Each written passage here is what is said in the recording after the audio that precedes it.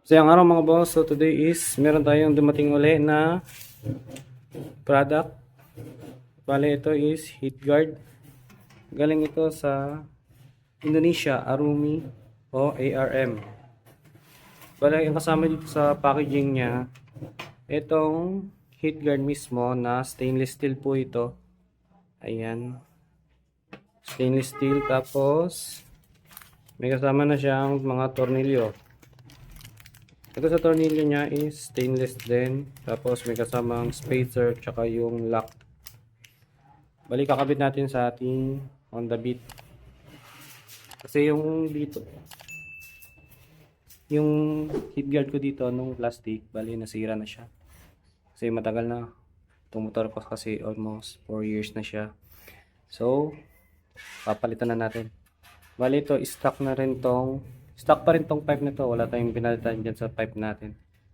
Bali yung heat guard lang talaga nasira. So, kakabit natin. Try natin kung kasya.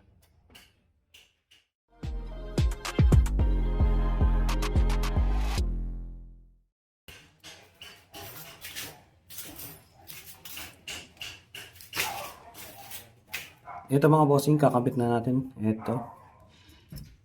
Ayan. Need lang natin ng Allen wrench para maikabit natin doon.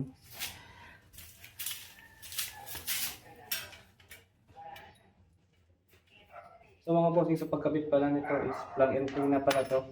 Plug and play. Bale, hindi na natin gagamitin yung spacer tsaka yung lock sa likod. Kasi dito sa ating pipe may lock na to dito. So iikot na lang.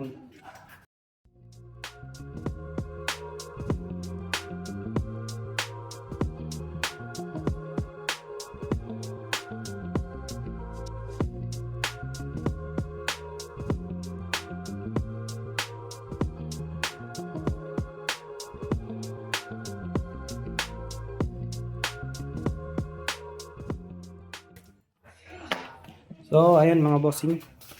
Ano mga boss plug and play lang yan.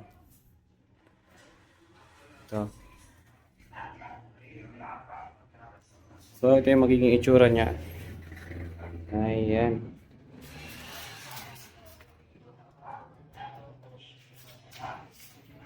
Bale, ito, nabili ko pala to sa Shopee sa halagang 293 pesos. So, sulit na sulit siya mga boss. So, ano pang hinihintay nyo?